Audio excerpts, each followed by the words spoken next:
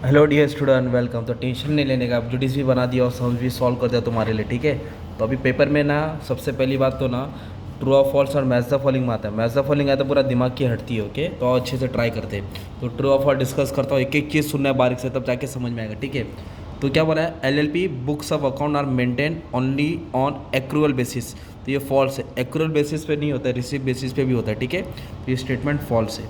Statutory reserve are incorporated in the books of purchasing company under capital reserve. गलत, statutory reserve इसमें नहीं आता, okay. Purchasing company under capital reserve में नहीं लिखा जाता है, तो ये भी गलत है।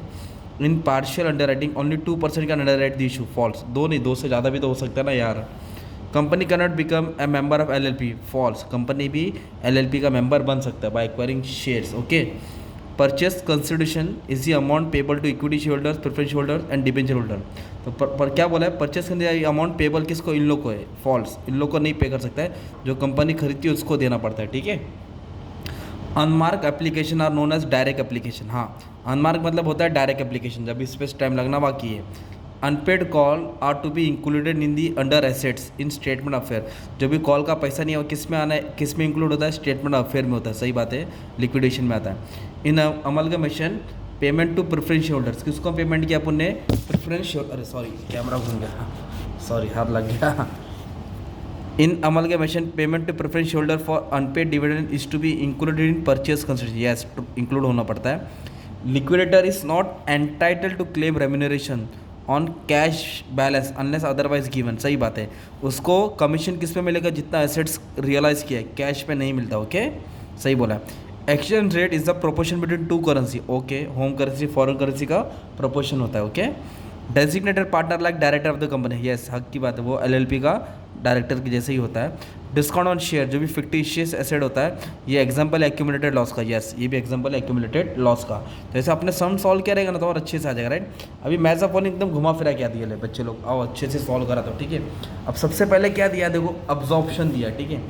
ऑब्जर्प्शन का मतलब होता है कि अमलगमेशन का एक हिस्सा होता है, एक कंपनी दूसरे को एक्वायर करता है ना, तो इसमें ये दिया है, तो इसका आंसर ये आएगा ऑब्जर्प्शन का।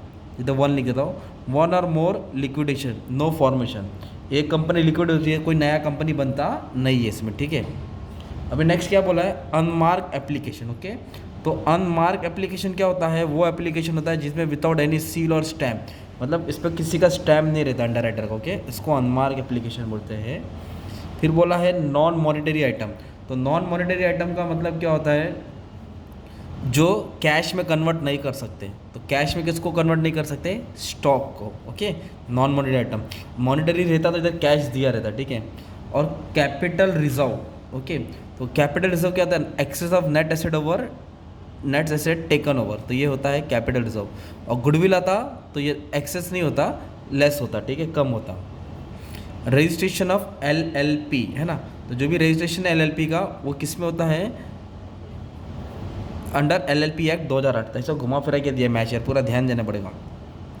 इक्विटी शेयर कैपिटल क्या होता है आपका मालूम है क्या, इक्विटी शेयर कैपिटल आपका ओन फंड्स होता है। क्या होता है, equity share capital own fund होता है। अगर डिबेंचर आएगा तो बोरो फंड डाल देंगे, ठीक है। डेफिशिएंसी और सरप्लस वो लिस्ट H में आता है, किस में आता है, लिस्ट H में आता है, ठीक है। एक अलग अलग लिस्ट होती है, उसमें अलग अलग creditor, preferential creditor, equity share दिखाया जाता है, तो वैसे ही इसमें आता है। और statement of affairs, okay.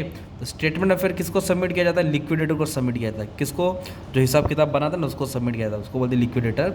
Currency को क्या किया, कन्वर्शन, तो इसका अकाउंटिंग स्टैंडर्ड देखना पड़ेगा ना, तो करेंसी का कन्वर्शन 9 में आता है। AS accounting standard 11 deal with foreign exchange, okay.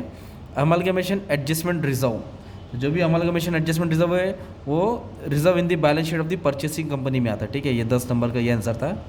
Appointment of official letter, तो कौन अपॉइंट करता है उसको, सेंट्रल गवर्नमेंट अपॉइंट करता है, ओके।